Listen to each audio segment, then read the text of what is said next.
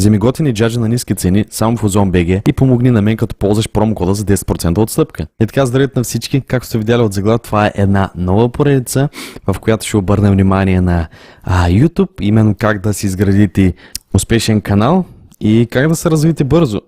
Първият съвет, който ще дам в това видео е да правите уникално съдържание, да правите уникален контент. Какво означава това?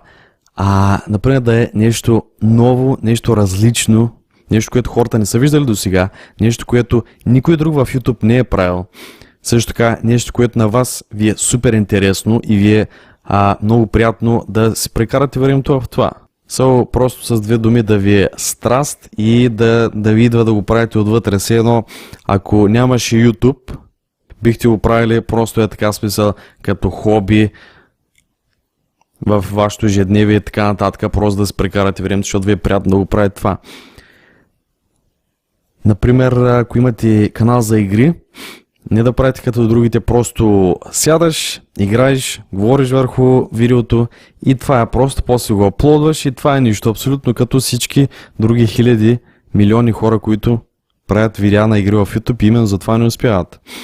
Или пък дори просто да запише играта без да говори върху нея и така нататък.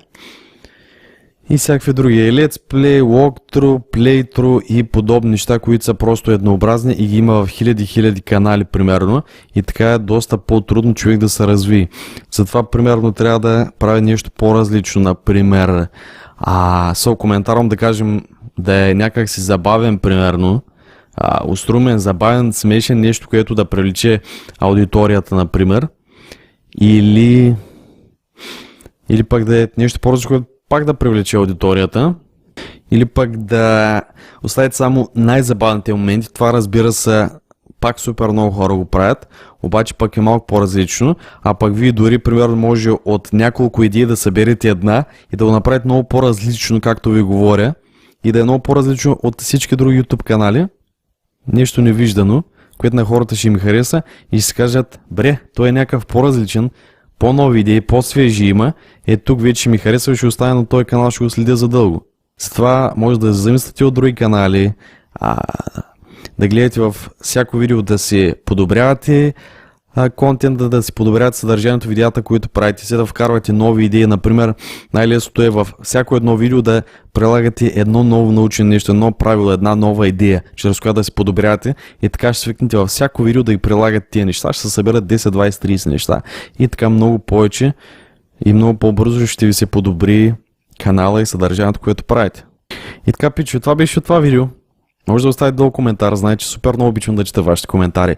Ако имате въпроси относно това видео и искате да развием тази тема, за да ви помогна да си развиете канала и прочее, може да оставите долу коментар също как ви харесал. Подкрепата е супер важна. Да харесате, да се абонирате, да коментирате и да споделите видеото с приятели, ако има някои ваши приятели, които желаят да започнат YouTube канал и това би им било от полза. Също така скоро ще има и тениски. И също така, ви може да предлагате и някакви модели за щампи. Първата щампа вече е в моя Instagram качена, може да я видите. Също така за резервния ми канал да се абонирате. И за моя Discord, там може да си говорим най-бързо и най-лесно, пичи, защото съм често в Discord. С това може да влезете, линка долу в описанието. И благодаря, че гледахте това видео. Ще се следващия път и чао!